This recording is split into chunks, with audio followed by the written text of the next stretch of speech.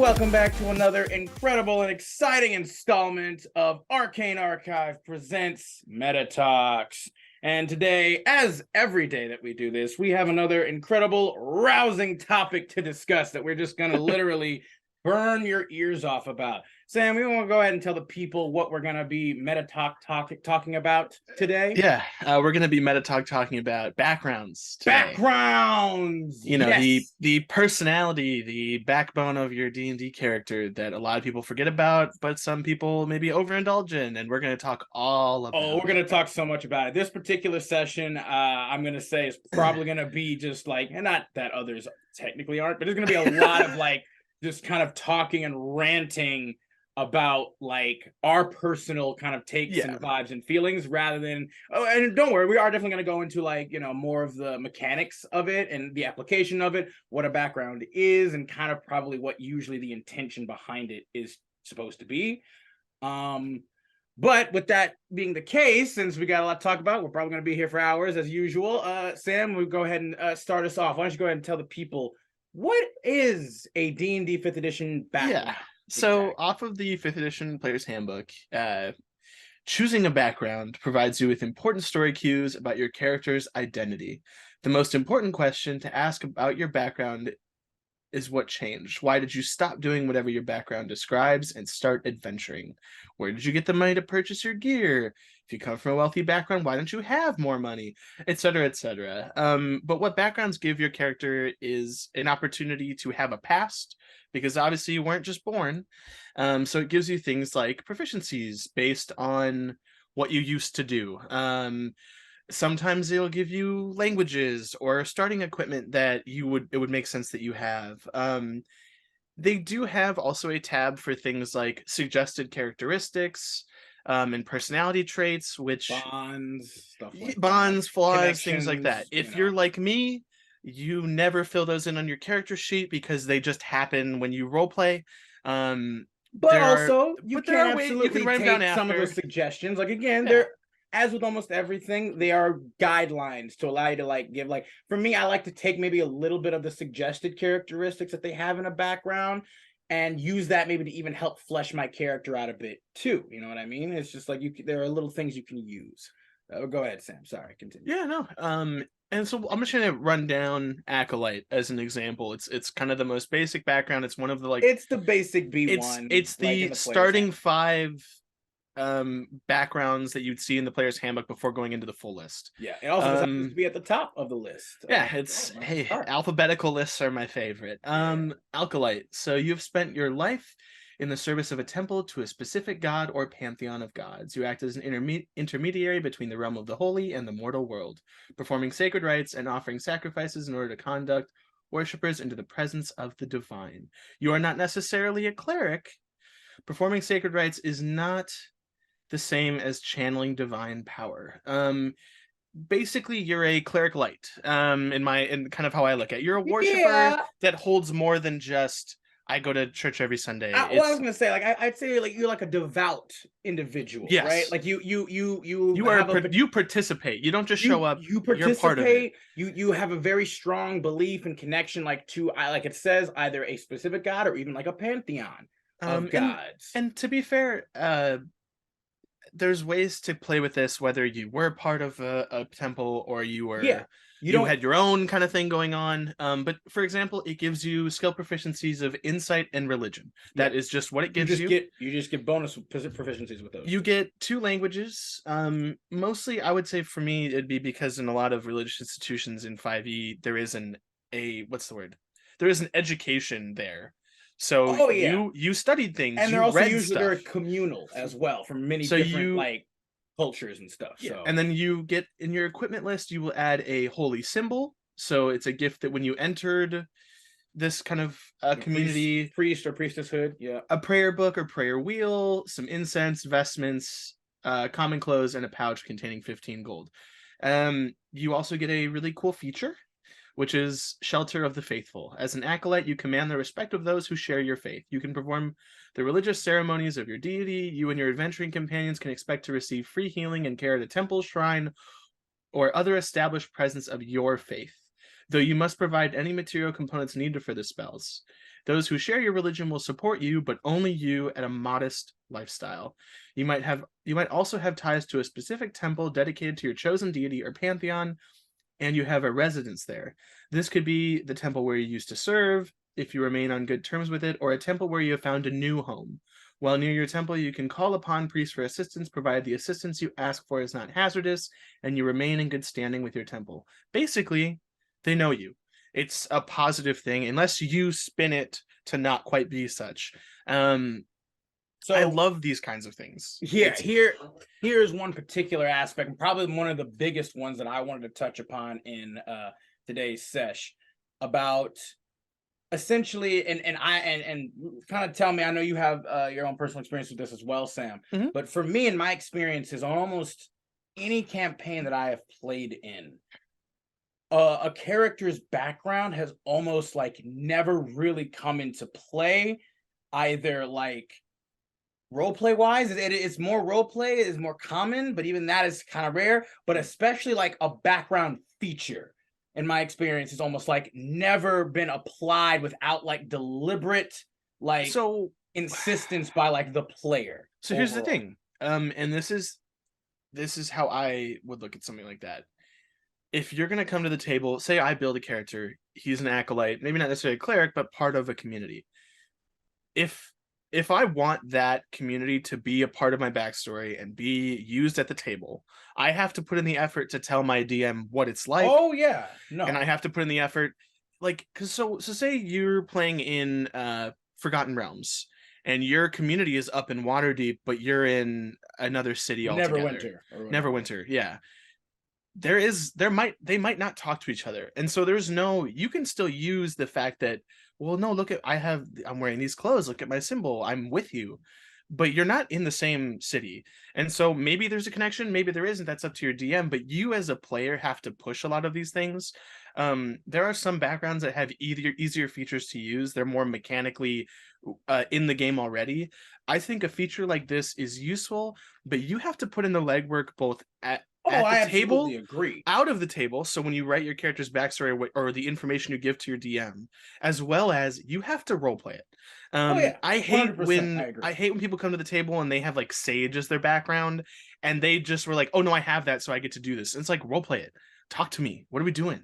I 100% agree that I like on almost any aspect of any kind of like, this is all player oriented, or what, like it's very similar to like when we talked about in the feats episode, like, you know, when you're supposed to be like, you know, an inspiring speech, right? You have that feat like inspiring. I want to hear something. Like, yeah, give it something. You know, it doesn't have to be like a literal 10-minute inspiring speech of what you say. Give me just a little bit of something to see, like, you know, where you're going. You know, that's about it.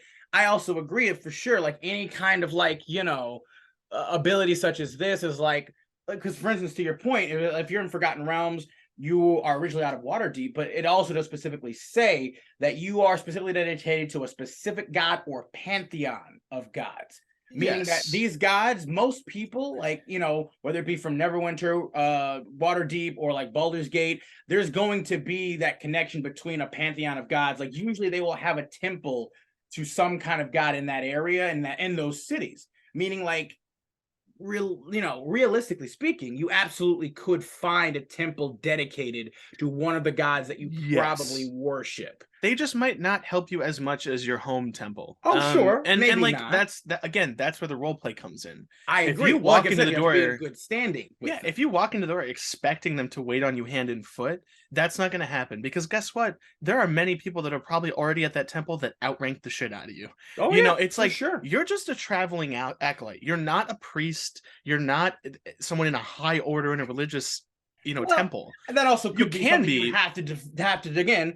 I would say, honestly, the biggest things about backgrounds, it absolutely is essential to have both player and GM cooperation. Yeah, but that's something you have to work towards. Yeah, and you don't just like I said, for my experience, I don't know about you, but for my experience, it's like I'm absolutely always a guy that's like, I love to apply almost every aspect of my character that I possibly can. Right? I mean, that's the whole point of having backgrounds as part of your character creation. Right from jump, they're an aspect of your character that gives you some great like flavor aspects, as well as some extra proficiencies, languages, all that stuff that you can apply to the game. So I'm always like, hey, like for instance, I can also say for the background of Sage, for instance, Sage, and you know what? Let's just go right over to that one right now as a. I love Sage. I have it on one of my characters. Yeah, absolutely, me too. I have it on my wizard character because I feel like Sage is a fantastic background to have. It gives you a lot of like creative freedom and flavor, especially for people, for instance, who are like, you know, they so go with me on this real quick. And I know some people might be not, this might be a hot take for some people, but it's like, I know there are plenty of people, you and I included, who love studying the game, right? Love studying the lore, the game. We have a lot of meta knowledge and information about this game. And so there's obviously that whole, you know, hard topic debate about metagaming and what would be considered metagaming and how much your character would know as opposed to what you as a player would know.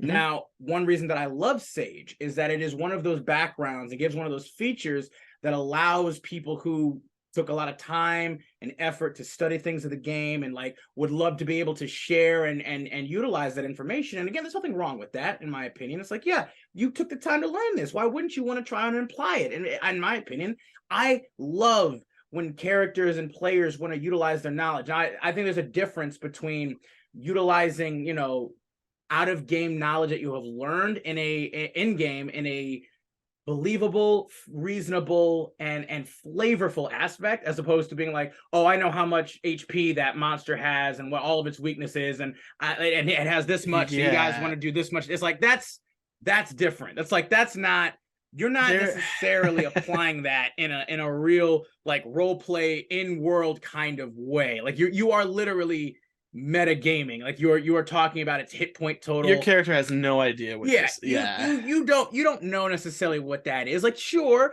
you could maybe spin it on like I have a rough idea of like how much punishment maybe this creature can take based off of what I have seen or experienced, or we fought something like this before, so we know. You could be like, oh, it's a dragon. You know, dragons have breath weapons. They everybody knows that. Oh, it's a werewolf. In world, you probably know werewolves are vulnerable to silver. Yeah, that's just a pretty widely known thing. And like, one thing that one pet peeve I have is there are some DMs that are literally just like, well, your character would know that, or be like, oh, you have to roll something specifically for it. So especially when you're playing in homebrew stuff, and I'm gonna say this is kind of how I do this. I have a character who's a sage. She thinks she knows everything. That's kind of her character trait. Sure. That's fair. My favorite thing to do is I'm proactive with my DM. If we coming across something, some sort of ancient knowledge, some sort of weird shit, my first question is always, is this something I've heard of before? Is this something I've read about? I think that's the best thing to ask. Is always he will give me a yes or no. He'll give me an opportunity to study it. He'll give me an opportunity to read. Like, he doesn't throw it away. But there is, you know, there's some times where I think people have to understand, like, you could be like, oh, well, do I know something about this? No. Well, see, that's also your what character I love doesn't. about I'm sorry. this background. And you know what? Let's just really quickly, for anybody who's not familiar with the Sage background, I'll go ahead and run through it for you right now. So, Sage, you have spent years learning the lore of the multiverse. You scoured manuscripts, studied scrolls, and listened to the greatest experts on the subjects that interest you. Your efforts have made you a master in your fields of study. Now, even right there, it does specifically stipulate about the stuff that you are interested in, right? Your fields of study. Doesn't automatically mean all fields of study. However, there is a nice little caveat about kind of the feature that can help with that. But just straight up, you get skill proficiency bonuses for Arcana and History. Already great. Also makes perfect sense for this background.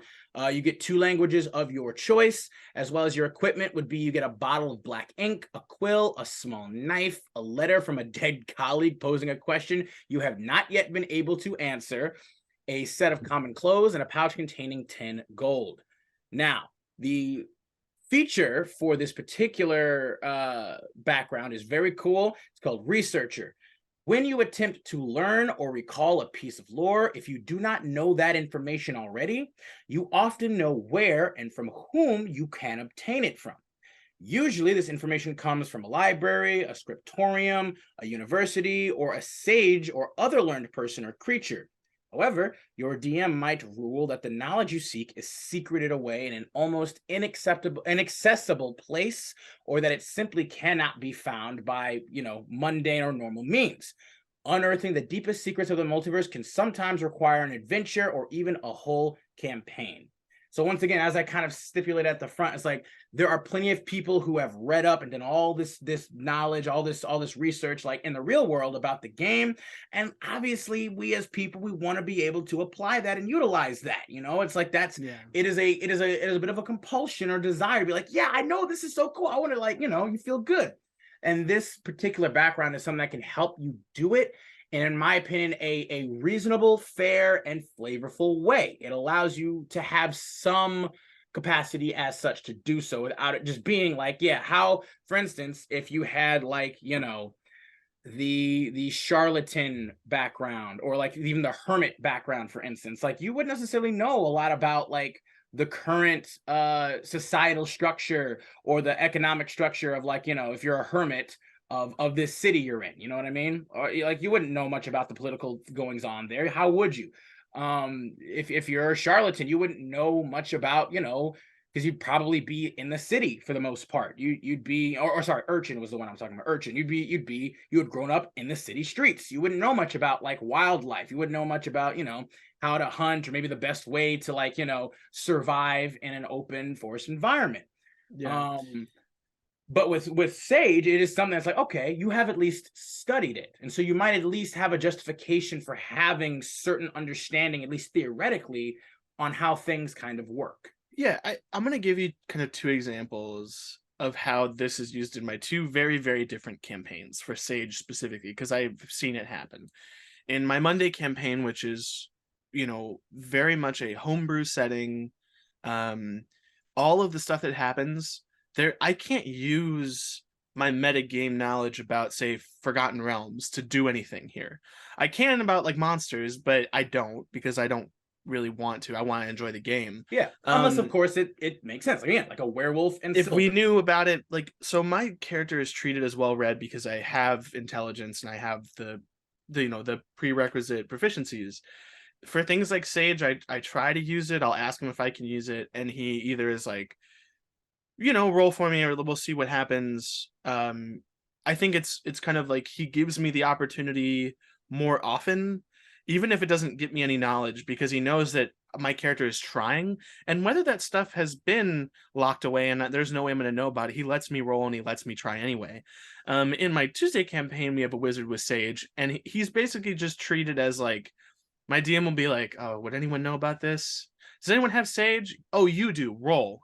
And he'll give him an opportunity to see if he knows about it. And I think it's the kind of idea of some DMs will look at a background and go, Sage, oh, you're well read. And that's where it ends. Yeah. And I think it's up to the player at that point, if that's how it's being treated. And this goes for all of these backgrounds. And this is just something I want to get off before we keep talking about them. You have to push using your features. And I know it sounds weird from a perspective of well, my DM knows I can do this. Well, not everybody remembers that all the time, and even then, there's a lot of stuff the DM's got to keep track of already. Your specific background feature is at the bottom of that list of priorities. And that's so your flaws, your ideals, all those things, that's on you. This to me is right alongside those. So you choose how much you want to use it. There are games, and I'm sure tables, where that researcher feat is going to get you whatever knowledge you want. And there are games and tables where that's not going to do anything. Jack. It's not going to do jack for you. But that's not what this background is for. The feature's nice. The background is to kind of coalesce what you want your character to be on paper as a kind of a stencil. Yeah. And you know what? Look, there's other backgrounds that kind of go alongside Sage.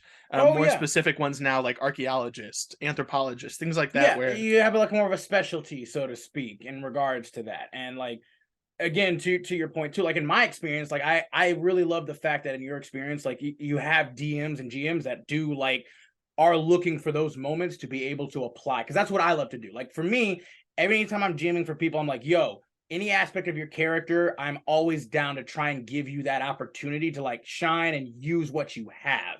Like for me, I'm always like, yo, you got a background for, like, again, acolyte. Okay, there is a temple here that you guys can utilize that for, because otherwise it's like, I feel, for me, in my experience in most campaigns that I play in, that I played in, a lot of the time backgrounds just haven't really like come into play. Or when you do, even a lot of the time your GM will want to just, because like for instance, which one is it? It's not Far Traveler, the other one. Outlander. Yeah, Outlander. It's the Outlander. Where basically you have the ability to just, you can find small game and food for like up to like 10 people or something like that whenever you're out, because you are experienced. Let's see, you have an excellent memory for maps and geography. You can always recall Yeah. the general layout of terrain, and you can find food and fresh water for yourself and up to 5 other people each day. Yeah, it's like that provided the land offers those things. Yeah, and of course, and again, it's like that is a great feat and feature from your background to have if you are like a druid, like a survivalist, even, barbarian is my favorite for that. But all of those are great for that. But it's like a lot of the time I feel like a dungeon master will try to like get rid of that or ignore that in lieu of like being like, oh, well, you have to roll survival to see if you can do that. And it's you like, know what? They can ask for a roll all day. The fact of the matter is that I have an ability that lets me do it, and I will make that known. And if they still want me to roll, okay. Yeah, okay. Roll. And again, and again, like I said, my point being though is like, I understand even why a GM would want to do that, because it's like, you want to try and maybe still provide a bit of tension, a bit of risk, a bit of whatever. But I also feel though like there's already enough of that in a lot of ways. I feel, in my opinion, I think we talked about this before as well, is that a lot of ways, honestly, in my opinion, to make D&D better is roll less. Like, and I say that by saying you should only make them roll for something when it really needs to be rolled, right? When there is some true, like, again, if you're just out and about, you're trying to sort of like, let them use their feature to just get them their friends some food. You can have a great little, like, even let's say like you can have like a moment of where you're just like, you can have them roll, but regardless of what they roll, they're gonna get this. They have this feature that allows them to do that. But give them like some flavor, be like, oh, you found like a rabbit, or you found like some interesting berries, like roll to see if you can, like, how quickly you can kind of get this, or what kind of shenanigans might get up. Maybe you chase that rabbit and you come upon a boar who like charges at you, and you need to, like, you can take him out or whatever. You know what I mean? Like, my first campaign, which was a learning experience for all of us, it's the same people I've played with for 5 years now. Our first campaign was like the Tyranny of Dragons, Dragon Horde, that whole Forgotten Realms book series. Yeah. I had Outlander on my barbarian, my first character. I could always find food. The only thing I think he had me roll was to see what I would find. Not necessarily that I would find anything. And it was so like the monotonous days of travel, because unfortunately in that book, there is a lot of bullshit traveling. Yeah. Especially if you don't have teleportation. It was to figure out, like, how many days have we just eaten berries and mushrooms? Like, you can find something. Yeah, but it was like, if I rolled well, which I did often, I could find things like meat, or stuff that we didn't always get to eat, because it was nicer. And I think not gatekeeping, because it is gatekeeping in a sense, if you're just like, well, I want you to roll, your feature doesn't matter. They had to choose, like, there are better backgrounds than Outlander. I mean, Outlander is great for both flavor as well as feature. But like if you want to get gamey with it, there are some really good backgrounds in terms of like, oh, I want to flesh out all of my proficiencies. I want to flesh out extra languages, things like that. Well, I didn't do that. What I took was a background that gave me an instrument proficiency and allow me to go find food. Yeah, like I could just buy trail rations. And again, you know what I mean? like to your point, as well as even the feature itself stipulates, is you can always find something, but unless there's nothing to be found. Yeah, unless you're in unless it's literally desert. Place. If it's a barren desert, that you might still find water. Hey, cactus, man. Yeah, maybe. Again, maybe. And like I said, but I think more often than not, like, again, unless it's supposed to be like a real die-hard survival. Oh yeah, like if I'm in the Shadowfell, you're not going to find food. Like, I mean, you maybe could, but there also could maybe be something not quite right with it. It could be maybe kind of poisonous. It could be maybe Yeah. kind of cursed. It could be like That's ghost whatever. food. You can't eat that. It's like you. I mean, you can. You know, there. I You know. aren't technically in the ethereal, but it's like I you. know. I as a player as well as a GM, I always hate anytime like a DM is just like, especially with a critical aspect of your character, is like, no, you can't do that. It's like you should always allow them, especially again, this is literally something they chose at level 1. Like this is a big part of their background. Allow them to utilize this feature. It doesn't always have to just give them like, you know, completely and It doesn't always have to entirely work well. yeah, what they want, but it is still a feature that should be applicable. It's like the same thing as being like, you know, we talked about this in feats, you know, like the keen mind feat, right? Mhm. It's like when a dungeon master is like, you know, you have keen mind, you always know what time of day it is, you always know I have an internal clock and it's really good. yeah, what is like which direction is north, you know, because like I know there are plenty of DMs. I've heard tons of horror stories, and I've even played with a DM who was literally like, yeah, if you as the player didn't necessarily write down or remember something that like just happened or like happened last session for you like a week ago, but like your character was like maybe just like a couple of hours ago, you're like, oh, remind me what this thing is. Like, make a history check, and you're like, it's like, No, I know I should have to do that, and then be like, all right, keen mind. I shouldn't have remember. to do that. I shouldn't have to do that even if I don't have keen mind. Agreed. You shouldn't. That's something like keen. It's like, again, that's the kind of mentality I'm talking about that I feel like a lot of campaigns kind of have towards feats, right? Because features in backgrounds are usually just things and abilities that characters can do, and I feel like that should be the case more often. You're supposed to be a trained and pro adventurer. Even at level 1, you are still supposed to be at this point like higher than most normal people. And you know what? It's okay if like you let them try and they fail, or you know, if you're playing like a super realistic campaign. I know there's people that do that, carry weight, gold weight, travel time, you know, exhaustion, really heavy on those things. I get it if sometimes things don't work out, but in most, I would say the average D&D game, it's let them do it. It's Just let them like, do it's it. really not that big a deal. It's not that big a deal. Like again, like Unless you're like MacGuffin thing that you're like leading up to, and they're like, well, my thing would let me do that, and it's like, no. like again, the point of the game should be that Let 'em roll. you're trying to create an essence of fun, as much fun for everybody, It's a cooperative rather story. than just being needlessly difficult or restrictive. Like Yeah. that's why, like maybe again, I should recant my previous name of saying roll less. It should be just roll more selectively. Don't It's just roll with basically intention. Don't just Don't basically just- be like, if you want to do anything, you have to roll for No. it. Sometimes just let them do the thing. They don't always need to roll. Like My favorite thing is especially when you get into higher levels, use their passive scores. yeah, just Especially for like use- if they're good at something, they're good at lockpicking, use the Yeah. passive score. let If let they them don't be need good to at it. roll a 30, if they don't have to roll above a 20 and their passive score is 20, Yeah. screw it. Like, is it really going to change or degrade the quality of your campaign by any amount if you just let them do this particular thing that they have done thousands of times before? Like, we've already done this. They've done it. They've rolled these checks to lockpick something. They've done this millions of times. They're good at this. You can just let them do the thing already. Yeah, and especially we keep that with backgrounds, because I hate to brown nose, but I mean, I love Matt Mercer said it best. You can try.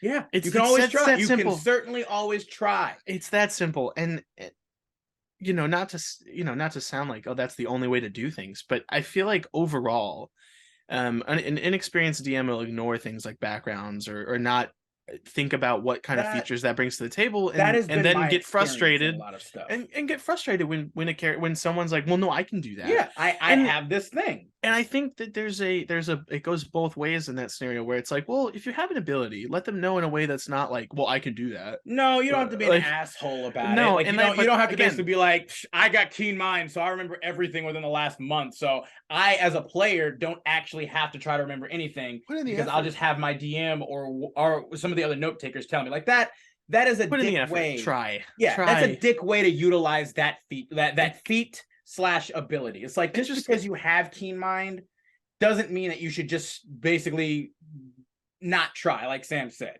Like, Yeah, you should still be paying attention. That does not give you leeway to just suddenly check out of the game at points that you choose so that you don't have to care anymore. Yeah, and like, look, I have memory issues as much as the next guy, if not more. There's And a lot of so stuff going on. it's, especially if you're doing a homebrew campaign where you can't go look at stuff after.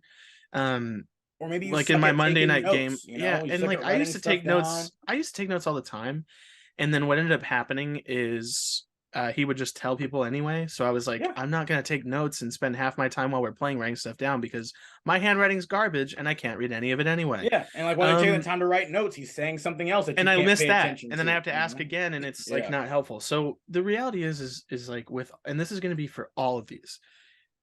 Be cool about your features, but use them and make it known that you have those things to the people in your group, because you know what's great.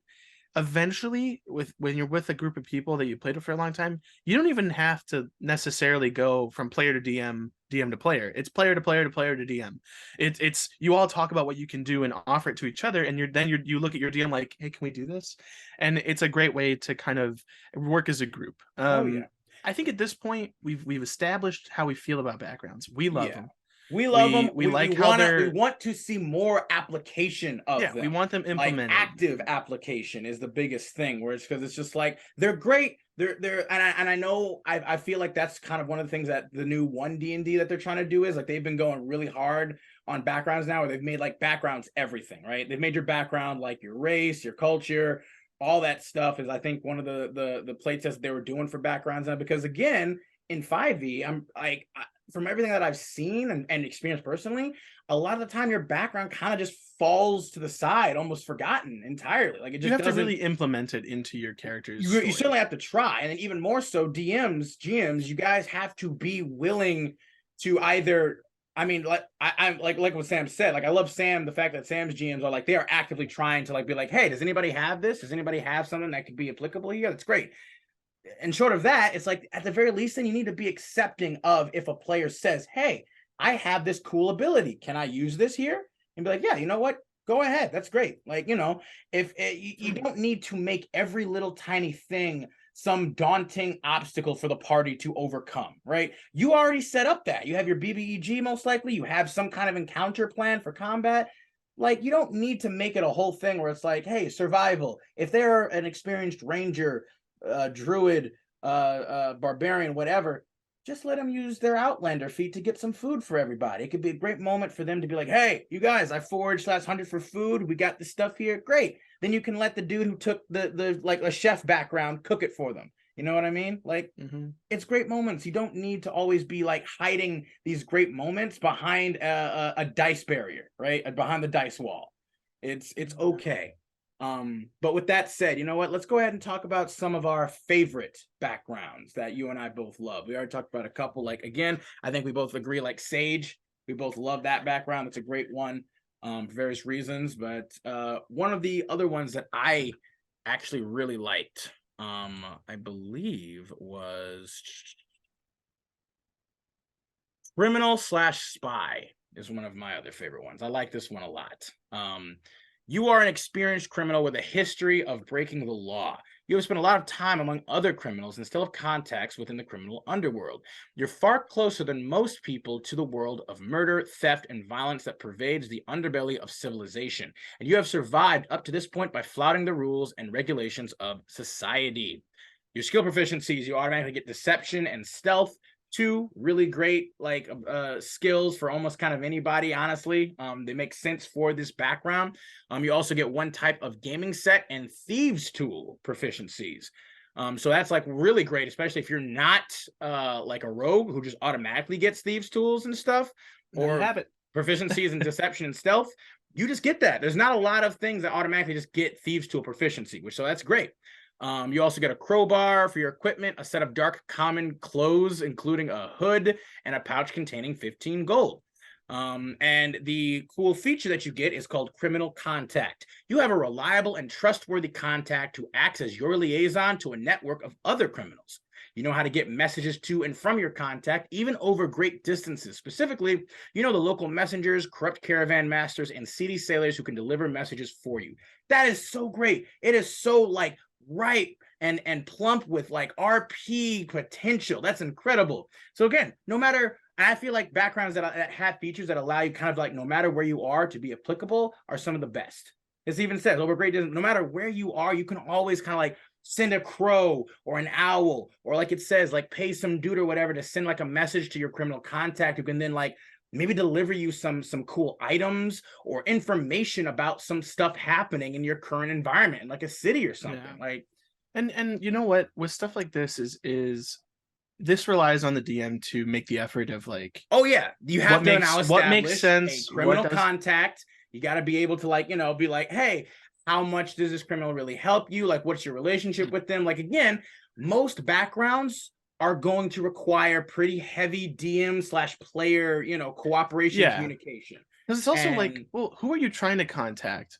Because if you didn't work with an organization in your history, in your background, like that you yourself came up with or talked to your DM about, there's no one for you to contact. So you also have to put in the effort of like, well, I work with this group, you know, and there's things that can stop this from working the way you want it to. If there's things like criminal feuds or some sort of war between two factions. But at the end of the day, it's at least an attempt at like, well, I want to be able to try to do this. Yeah. And if your DM is like, I'm sorry, like I want this to work, but within my story, it really won't work right now, then you have to kind of pull back and be like, okay. And that's all right. I want to try, but okay. Like I said, and that's like, okay. Again, the fact that he is open to that even then, you know what I mean? And again, like it is definitely true that there can always be those little pockets of like, you know, this is not going to work here, unfortunately. Like there is extenuating circumstances, there's some obstacles and other things in the way that are going to interfere with your ability to do this how it usually works. And well, that's like, totally okay and fine. For example, say you're going to you're playing in a campaign and you go to like a elven city that nobody's ever been to. Nobody's been to it in 100 years or whatever the hell. And you're like, well, I want to talk to my criminal contact and send stuff back to my thing. It's like, you're the first person of your criminal organization here. There is no contact. Yeah. You can try to find the criminal underbelly of this city if there is one, or you can work to establish a contact here. There's always a beggar trying to make some money. There is always someone who needs some extra gold because they have to fuel their drinking problem. Yeah. You can always find someone. Whether or not they'll be super trustworthy is up to the DM, but you can use this. There is ways to tweak criminal contact in a way that makes sense in your story and can be applicable. And it's easy. It is so easy. I want to run a criminal campaign so bad because I would love to run a criminal. I would love to play. I'd like to play one. Yeah, I don't think I'm smart enough to run one. I would love to. I played it like kind of a bit of a one, but it ended pretty soon. But like that could be so much fun. Like I would love to run like a real Thieves Guild-esque kind of like. You can still like. It's still applicable. It may not work the intended way. That's what. If you have a decent DM, like someone who's at least decent at rolling with the punches and storytelling. Just a GM willing to work with you. That is. Oh my god, that is the biggest thing. That is the biggest thing of almost any campaign. And I don't know about you, Sam. My experience, like I've had so many GMs who are just not even willing to like work with me. I don't about certain stuff. No, Adam, like, I don't play with new people. Well, see, there you go. Like that, I am very lucky and privileged to be able to play with the same people for as long as I have. Yeah, I'm sure that'll change at some point in my life, which will be terrifying for me. I hope we never stop, but I know that's not how it works.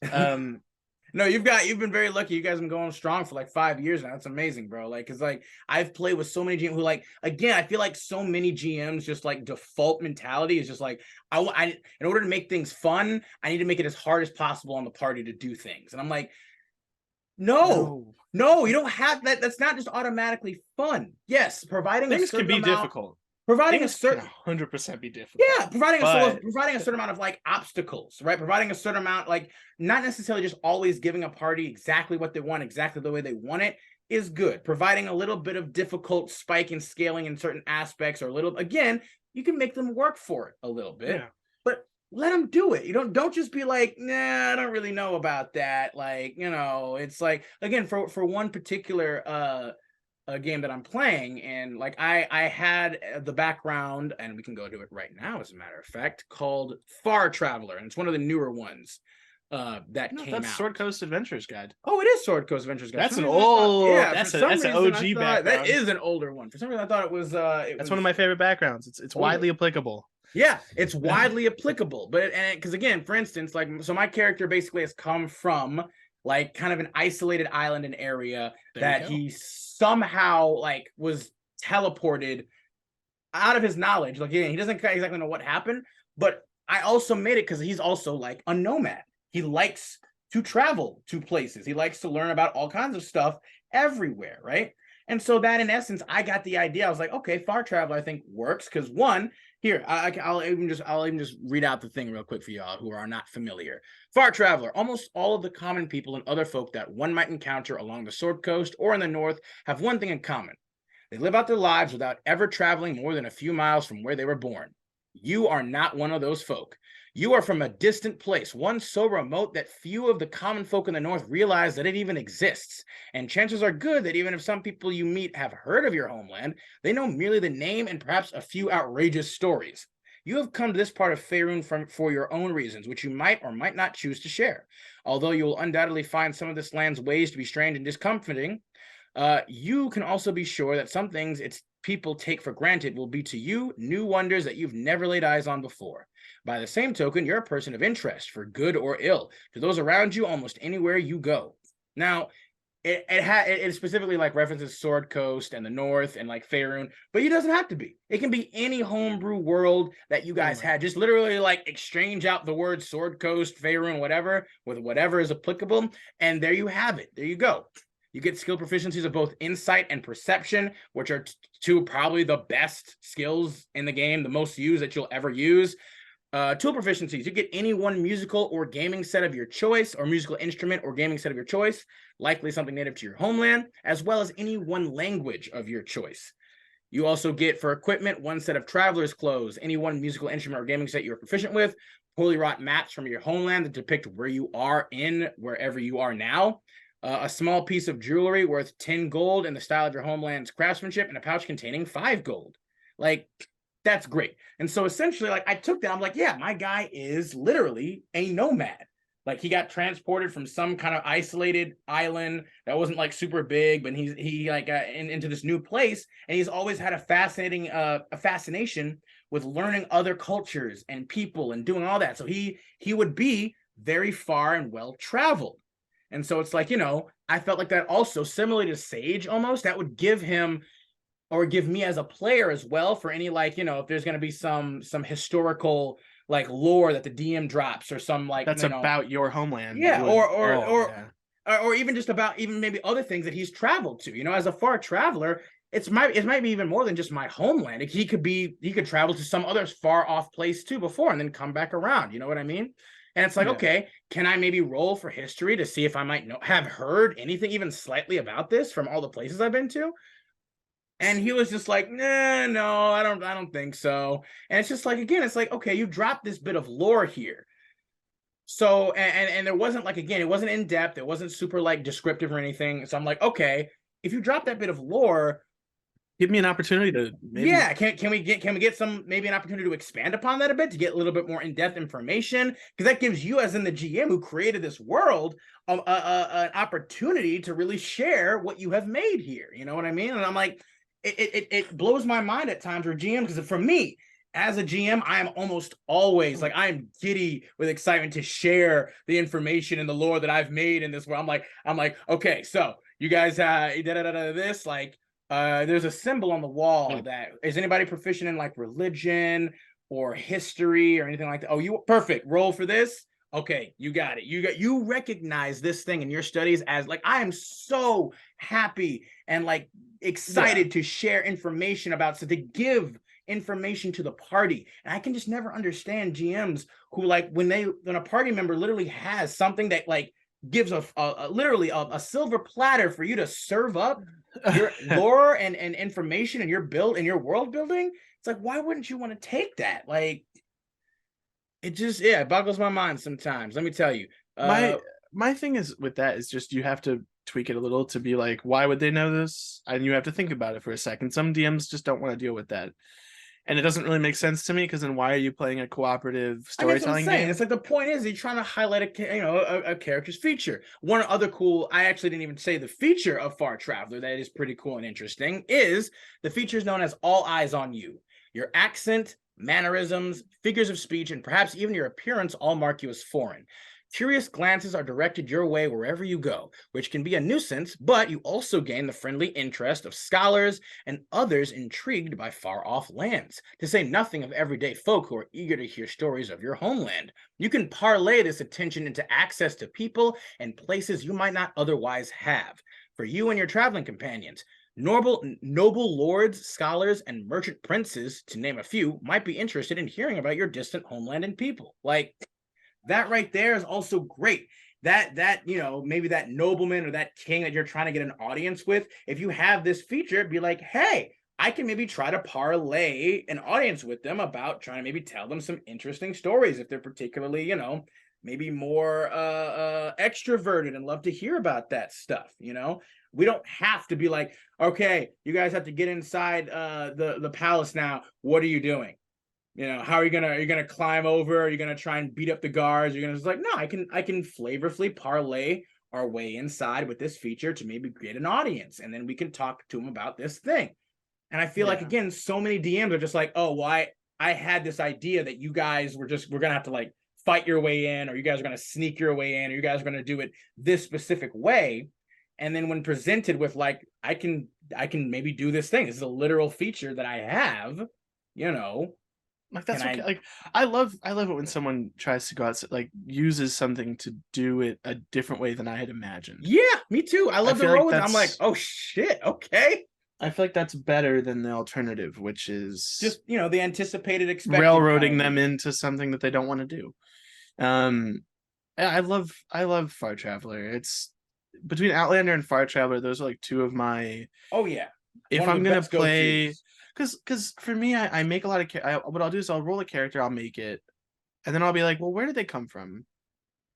Because what I usually do is I want to play a certain type of play style, and then I go from there. I don't go from story first, unless I find like a good idea and I stick to it. But fair. Far Traveler and Outlander are two things that you can kind of piece in and actively while playing flesh out, because it's. I don't have all the stops I made on my journey, but I have my start point and my current end point, which is right here. And that's I feel again like in regards even to my idea, it's like as a Far Traveler, it's like, yeah, you have where you started and now where you are currently, but in between you have so much room, especially if you're like a long-lived race, you have so much room to be able to amass like all kinds of experience and history and some information, and not even like in depth like maybe with Sage, but just even like the barest kind of like rumors and like things you like. I think people forget things you picked up. I think both people who are DMing and people who are playing characters forget how long a couple years is. Obviously, like, we're not old, so it doesn't feel like a couple years is a long time. But when you're just wandering, a couple years can be a long time. I mean, oh yeah. For example, like, in the Sword Coast, it takes 2 weeks or so, or maybe a little bit longer, to go from Neverwinter to Waterdeep. Yeah, those are two major cities. Yeah, it's like a 2-week trip. It's if not you're telling quick. me I started in a place and it's been 10 years, yeah, you can make your way around and accidentally stumble into it. Plenty of information about and that's exactly what my character was. Again, not detailed. It not wouldn't necessarily be not unless you made an effort to write it down and figure it out. But you are a well-traveled being. You have been around quite a bit. Essentially, especially to like say you're in a small town somewhere and someone mentions like a rumor about something, you're gonna know way more than a farmhand who spent his entire 20 years of life in the same place. Yeah. And I think DMs forget that is a real thing in the real world as well. Especially where we live. Like we live in the Midwest. There are people, you could meet someone downstate that has no clue what half of the things you would regularly interact with, because they've never left their town of 1,000 people. Yeah. That's insane, especially in a fantasy world with magic and monsters and sorcery. that's like so many things. Yeah. There's so many more It's things. ridiculous how much diversity and different, like even ancient, hidden, whatever, like all this stuff where you're just like traveling around, like, and again, in this kind of environment, it's also like people love to talk, people love to tell stories, people love, because again, if you don't have the internet, you don't have all this stuff to like automatically just have It's at word of your mouth. It's oral fingertips. history. Yeah, that's what it's all about. Bards, that's like one of the biggest things about bards is they literally travel and take stories and history and whatever, and they sing and they create poems and tales. They just tell people about, like, that is how people learn about other things. Yeah. And yeah, overall, I want to go. bard What's traveling. funny is you said bard, which goes right into the next one that I was going to talk about, Please do. which is of course entertainer. Entertainer, there it is. Yep. It's so funny because we have somehow kept to like the most basic of basic backgrounds, but I We love really these. have, I because love they're some of these. the best, you know. They don't even give you like as many, like some of the newer backgrounds give you insane extra stuff, but It's true. It's true. I mean, I was going to talk about that too, like one of the newer ones, like. But I love entertainer. It is a player's handbook. Oldie social but goodie. background. Oldie but goodie. You thrive in front of an audience. You know how to entrance them, entertain them, and even inspire them. Your poetics can stir the hearts of those who hear you, awakening grief or joy, laughter or anger. Your music raises the spirits or captures their sorrow. Your dance steps captivate. Your humor cuts to the quick. Whatever technique you use, your art is your life. You get skill proficiencies in acrobatics and performance, tool proficiencies with the disguise kit and one type of musical instrument. You get equipment, a musical instrument, one of your choice, the favor of an admirer, love letter, lock of hair trinket, a costume, and a pouch containing 15 gold pieces. Now, for me, if someone's like, well, actually, I do art, like actual drawing or painting as opposed to performing, I would change your equipment you get. But yeah, you get painter supplies, you know. Yeah, the reality, the feature is great. I love this so much. By popular demand, you can always find a place to perform, usually in an inn or a tavern, but possibly with a circus, at a theater, or even in a noble's court. At such a place, you receive free lodging and food of a modest or comfortable standard, depending on the quality of the establishment, as long as you perform each night. In addition, your performance makes you something of a local figure. When strangers recognize you in a town where you have performed, they typically take a liking to you. Now, that's phenomenal. I'm going to give a little background. Please do. I've told you about this character before, Carrick, who was my bard in Tomb of Annihilation. Yep. I took entertainer. I was not combat oriented until very late on in the game. But I was College of Glamour, which is even less combat oriented in my opinion, except for like one ability. But my character, I was like a prolific performer, running through one of the most hostile places in the entirety of Faerun. So my whole always being able to perform somewhere is not applicable in the same way, but my DM was like, I love that you did this. So like anytime we met people, if we were at least friendly with them, you bet that night at the fire, I was performing. Yeah. And I did become, once we met like more societies and actually we're in like cities, I was a local legend. And it was to the point where like it took time and effort. Yeah. You can build it up. To be fair, since that campaign has ended, I have wanted to play a bard entertainer so much. But I can't, because in my current campaign there's already a bard. I would be stepping on his toes because he's already doing that. Sure. But it's one of those things. You could be a great duo, man. You could I know. I kind of want to collaborate. Great collaboration. I know. I'm thinking about it. I mean? But make a whole band. Yeah. The idea that you can ostensibly create almost like a job for yourself. No matter where you go, if given the chance, and by this feature, most likely you will be given the chance. I'm assuming there are times where, they'll be like, no, we already have someone here. And you'll listen to a performance and then you'll go up to them and be like, I want to work with you. And there's another way to use this. I was going to say, hey, let's make this an interesting one night battle of the bands moment here, But it's one of those things where you basically give your character a 100%, it's an always usable background, because if you play for long enough with a character, you're gonna be recognized. I mean, unless at least you should be. In my opinion, you should be recognized. Unless you're playing in a game where it's just a desolate landscape of nothing. Or, you're just doing a dungeon crawl where you run through like an area and you just kill shit all the time. Yeah, I wouldn't pick but, entertainer unless you just don't care like me. But that's what I love. I love the backgrounds that, again, have that nice meaty role play potential. Again, what you just said. This literally allows you to, not only is it applicable almost the vast majority of places you're probably going to go if you're talking about a town, a city, wherever, like any populated area, but you also can literally start to etch yourself within the narrative of the world. You can.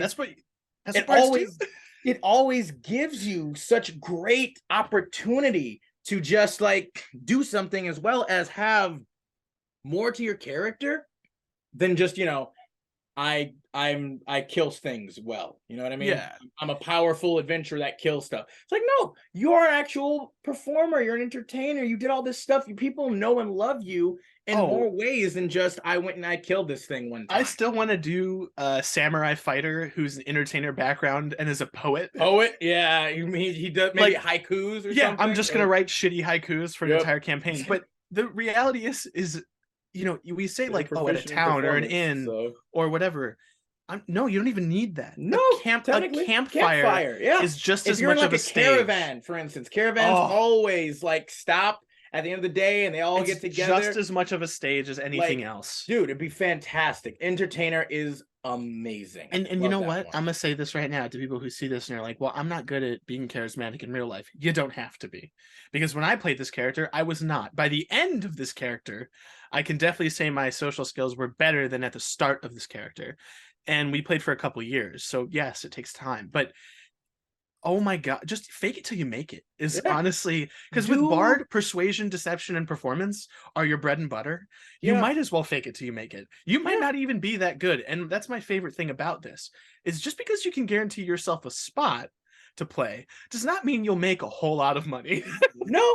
And that's my favorite thing is you might not even be that good. And that's what I was gonna say. Again, this is also one of those that I feel again, your DM should always at least allow, but that obviously would also probably require you to make a performance check. Yes, you have to make checks. Just because you're allowed to play doesn't mean you're gonna play well, and doesn't automatically heck, people could even like the fact that you play badly and then get better. Yeah, and then you get better over time. Again, it gives you that role play potential to really establish yourself and immerse yourself in the game. And that is, in my opinion, always it's all about the real immersion. It's all about being able to become immersed in the world, in your character, to really embody it. And entertainer is one of the best backgrounds and given one of the best features to give you that potential. And I mean, there's nothing to say that you have to take a class that is skill based. You could be a fighter who's an entertainer. Yeah. And this is your cover for doing things. This is just how you get around. Well, again, you go from town to town to inn to get a free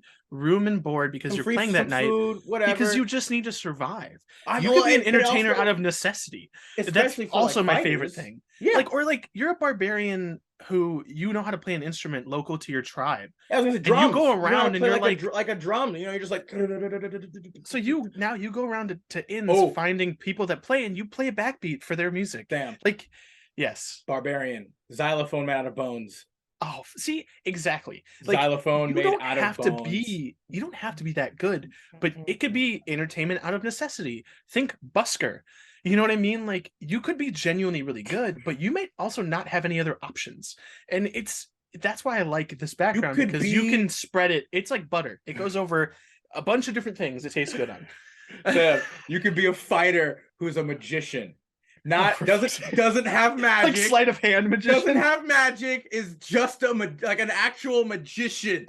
Just as and now, what is your card? Yeah, they have no actual magic at all, but they're just that entertaining. Stuff like this, like again, especially again, entertainer, ironically, would even be a great background for those more mundane classes like fighter, like barbarian, who they mostly are just about combat. It gives them more flavor to be I like, still hey, want I'm gonna do this entertainer thing. background for a rogue, so that Yeah, like that's your cover for doing. absolutely. Again, rogue sleight of hand would be perfect. Like just doing like coin tricks and stuff, or like dagger tricks and everything. I Like was I'm gonna thinking throw 3 card. I was the thinking like 3 card Monty or like the yeah, shell dude. game Like it's on the side of the road to fantastic. get information. Like All right. it's great. I'm gonna go ahead and talk about one of the newer ones that I do really love, and I'm glad that they kind of provided this finally, because I felt like it is definitely rich with potential, especially depending on what environment you guys are gonna be playing in, and that is going to be Fey Lost from the Wild Beyond the Witchlight. Fey Lost. You grew up in the Feywild after disappearing from your home plane as a child. Perhaps you were spirited away by kindly Fey who thought you were destined for great things. Perhaps you stumbled through a Fey crossing by chance during a twilight stroll in the woods. Perhaps you were kidnapped by evil Fey but escaped from their clutches. Whatever the manner of your disappearance, you gradually fell under the Feywild's spell and learned a little about the nature of the mercurial tricksters that dwell there. When you finally returned to your home plane, you did not come back unchanged. You are haunted by the fact that the Feywild, a mere world hidden behind a mere twist of perception, is only a hair's breadth away. Although your memories of the Feywild grow fainter with each passing day, your heart swells with a mixture of fear and joy at the prospect of one day venturing back to the plane of fairy, your home away from home. You gain skill proficiencies of deception and survival, tool proficiencies of one type of musical instrument, and one language of your choice of either Elvish, Gnomish, Goblin, or Sylvan. Your equipment will be a musical instrument of your choice, a set of traveler's clothes, 3 trinkets, each determined by rolling on the Feywild trinkets table, or you can just talk with your DM and maybe come up with like 3 personal specific ones, as well as a pouch containing 8 gold. You are now Fey marked. You are transformed in some small way by your stay in the Feywild and gain a Fey mark determined by rolling on the Fey table. So you can have all kinds of cool little features and stuff with that added. The new one specifically, you also gain a Feywild visitor. Whenever you're sound asleep or in a deep trance during a long rest, a spirit of the Feywild may pay you a visit if the DM wishes it. Determine the spirit's form by rolling on the table. No harm ever comes to you as a result of such visits, which can last for minutes or hours. And you remember each visit when you wake up. Conversations that occur with a visitor can contain any number of things, from messages and insights to nonsense and red herrings at the DM's discretion. Such conversations are always conducted in a language you can understand, even if the Feywild visitor can't speak that language normally. That's just, even right there, that gives such just amazing little like fun Feywild nonsense and stuff. For the feature you gain, it's called Feywild Connection. Your mannerisms and knowledge of Fey customs are recognized by natives of the Feywild, who see you as one of their own. Because of this, friendly Fey creatures are inclined to come to your aid if you are lost or need help in the Feywild. So, like that, coupled with the feat, Fey touched or whatever, like, bro, you already have just so much potential, like flavor aspects, just served up easy. And again, it is very dependent on your GM to be implementing some of these, especially like, the Feywild visitor and whatever else. But like that's great to have that.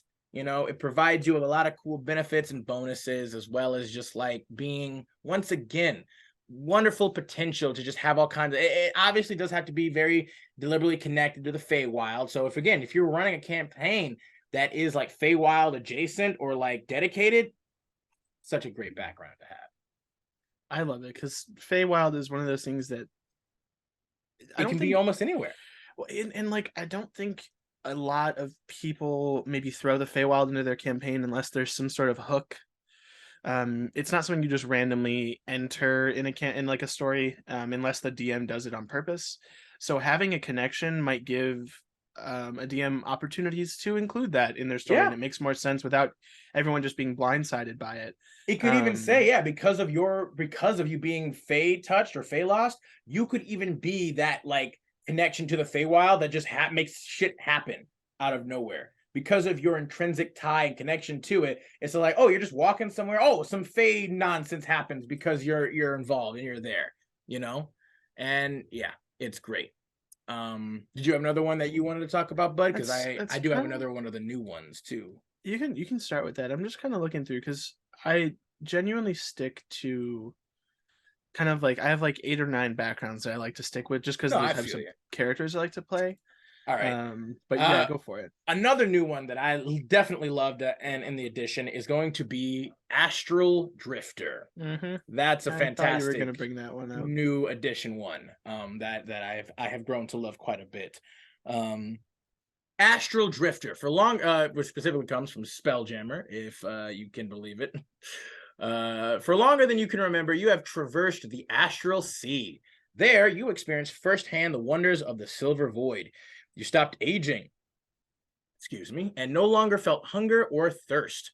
Driven by wanderlust, you drifted from one part of the astral sea to another, like a mote of dust on the wind. You have lost count of the decades that have passed since you arrived here.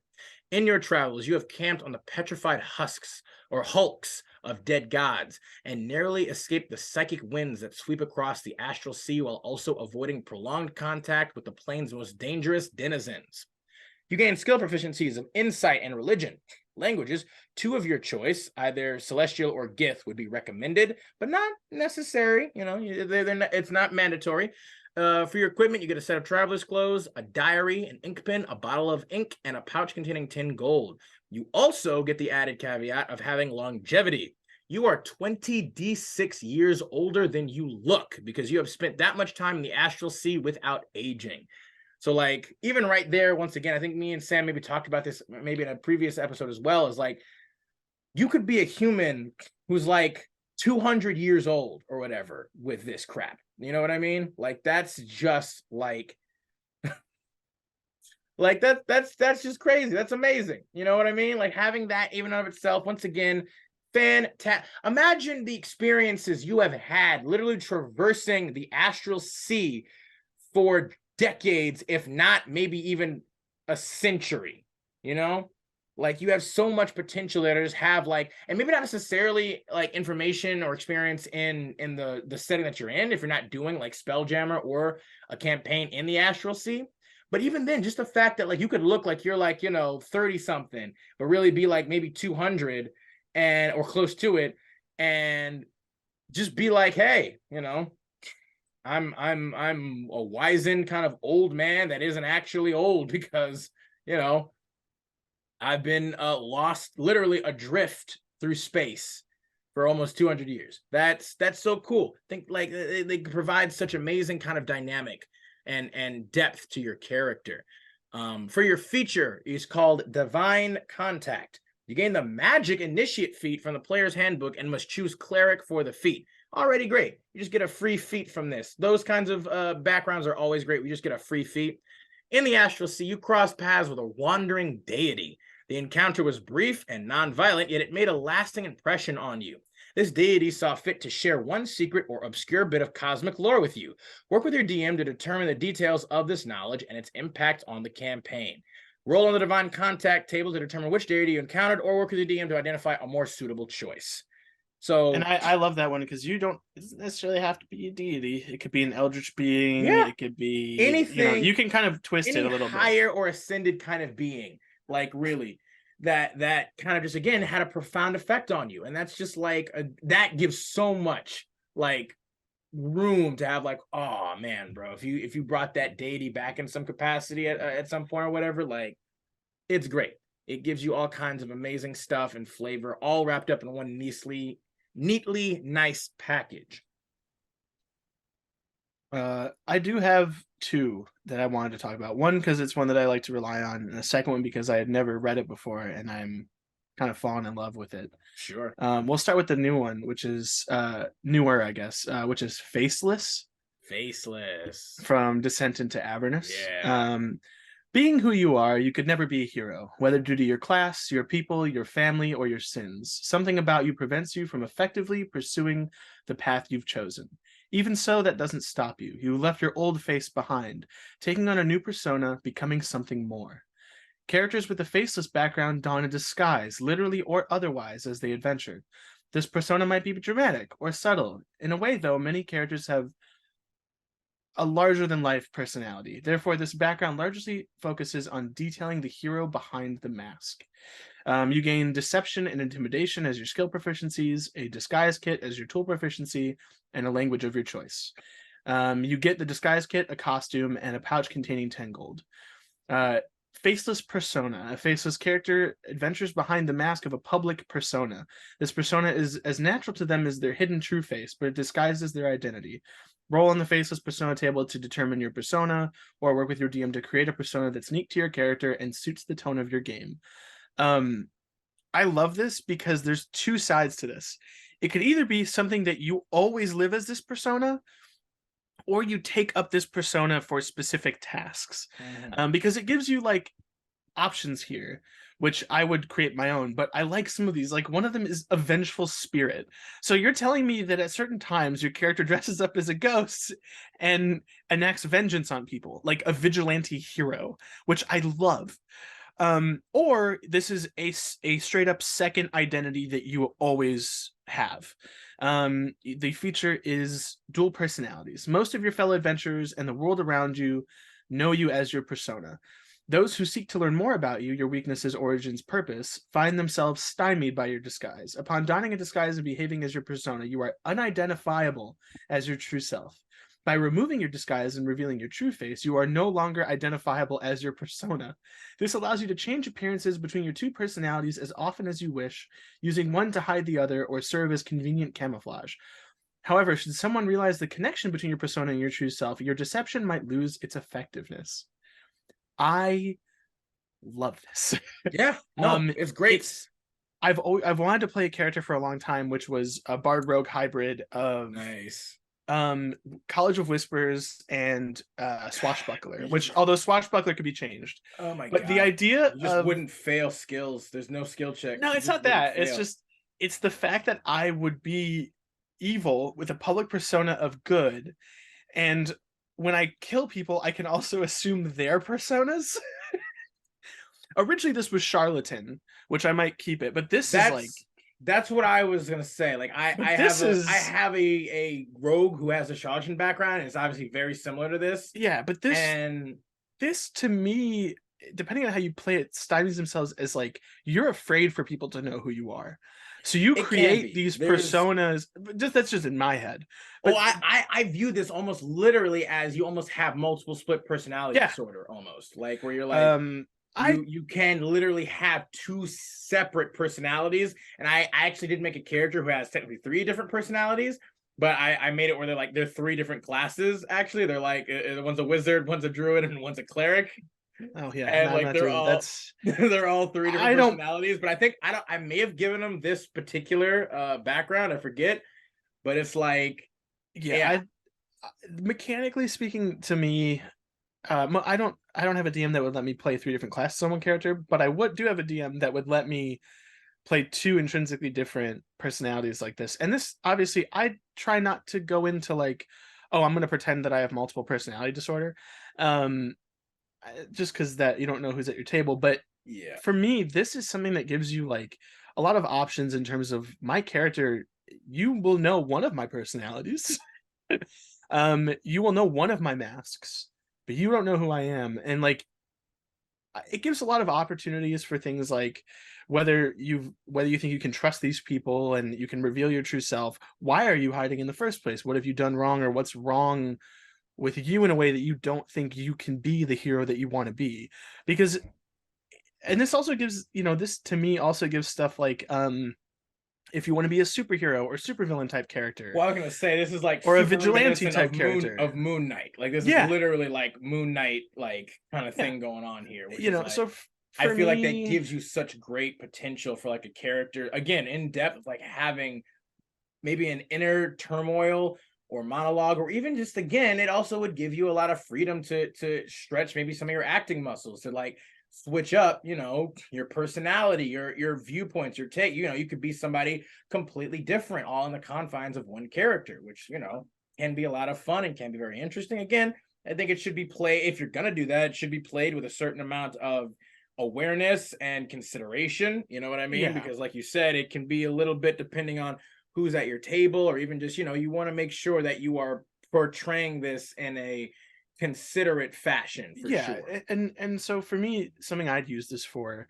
would be, say if you want to play a good character, like you want to be not lawful stupid, but a lawful good, like man of the people type character, but your person does not have that background, whether it's because you're poor or because you had to live a certain style of life, and now you can assume this persona and ostensibly play the character that your character wants to be. But there's this turmoil, there's this background of like, maybe you're not, maybe there's times where your confidence falters, or you make a mistake, and your mask doesn't know how to solve this problem now, because you're like, oh shit. And to me, that would be fun. It doesn't necessarily have to be a dark thing. It doesn't have to be, oh, I'm secretly an evil murderer and now I'm playing a good paladin. No, there's a variety of ways to do this at different scales that I like this as an option. For me specifically, there's a couple different types of characters I'd want to try with this. Not necessarily going the evil route first. But I love it.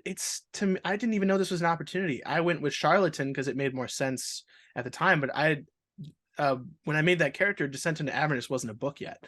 So now that this is here, this gives me options to do something like a vigilante hero, or someone who's legitimately at night they dress themselves up as a ghost and murder people who deserve to be murdered, which sounds fucking hilarious. Literal revenant. You're gonna be a revenant. Yeah. I have another one, but if you wanted to get into your next one, by all means, please do. But I've already talked to a number about the ones that I like so far. I have Guild Artisan / Guild Merchant. Okay. I like this one. And I'm gonna preface this whole thing saying your guild might not be around anymore, or you can just shorten this to Artisan / Merchant, depending on your campaign. You are a member of an Artisan's Guild, or you are a skilled artisan. You're closely linked with other artisans. You have a well-established part of the mercantile world, freed by talent and wealth from the constraints of a feudal societal order. The whole point of this is like, I don't care who's ruling this. I have services in demand. Someone needs them. You learned your skills as an apprentice to a master artisan under the sponsorship of your guild or an individual until you become a master in your own right.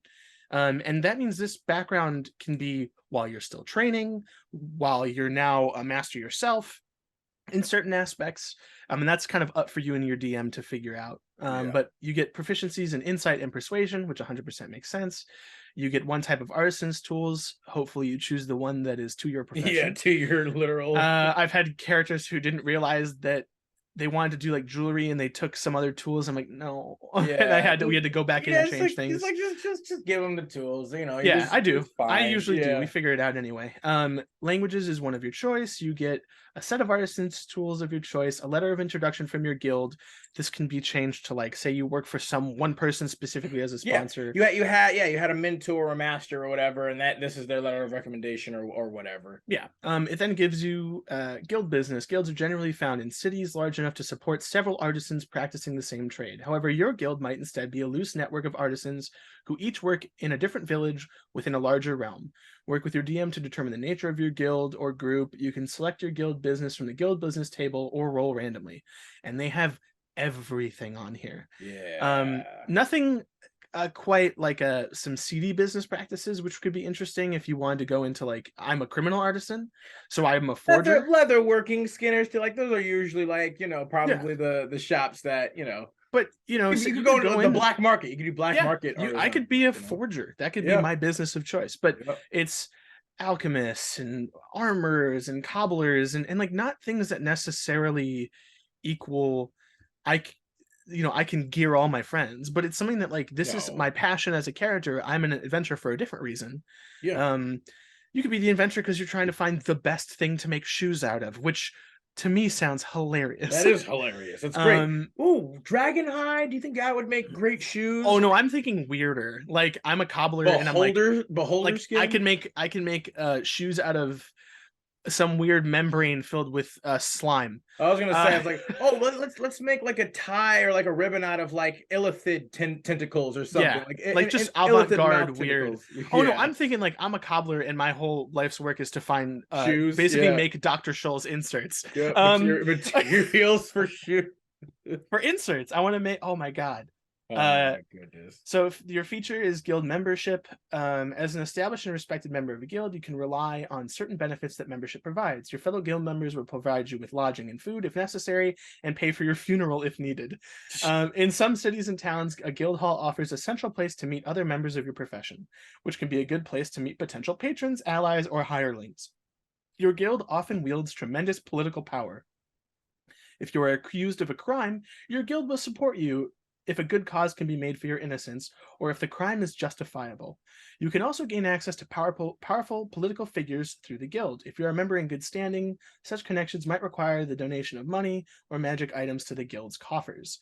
You must pay dues of 5 gold pieces per month to the guild. If you miss payments, you must make up back dues to remain in the guild's good graces. Now, this is kind of to your DM's discretion, in my opinion, the way the guild membership works, because it might matter how big is your guild. Are you the guild master? Because that could be something later on that happens. What type of guild are you? Because I'm going to assume that the Cobblers Guild does not have the same political pull that the Masons Guild would in a big city with a bunch of walls. Or like smiths and metal forgers who, if it's versus weavers and dyes. Like Or jewelers and gem cutters who will probably have like a lot of the noblemen's ears and stuff, most likely. But say you're a smith, your contacts would be more in the military than a gem cutter. But the fact of the matter is that if you're playing a game where there are cities and there's downtime where you can actually work on your craft, which is not normal, I love this background because it gives you like a wide berth of options in terms of like, no, this is something I genuinely am skilled at. And I have created connections because of it. Similar to again, you have to work with your DM to like establish those connections and stuff, which will be a bit of extra work for the GM, but again, if you can make that happen, that work, because this is the artisan version of, say, mercenary or faction agent. Where you can have ins at certain places and have contacts because of your talent, versus like a mercenary, which is a combat for talent, and faction agent, which is a whole separate issue. But I like this because this background works at any stage of guild membership. You could be an aspiring guild member for the first part of your campaign. You could be someone who's genuinely skilled but has never met anyone that would take them under their wing and make them a part of something bigger. Or you could be someone who trains newer members and things like it's. You could be more of a veteran. You could be more of like a veteran in the guild. There's layers to it that I really enjoy, and anything that makes it so I can be a part of a group that me and a DM can work out is a huge for me in background. I love being able to do that because it gives my backstory a concrete place in the world. Because you can get a little bit whimsical with backstories and your DM just might not implement all of it in his world. With something like this gives you a brick and mortar location in multiple places, hopefully, that your backstory directly interacts with his story for the world. Which is awesome.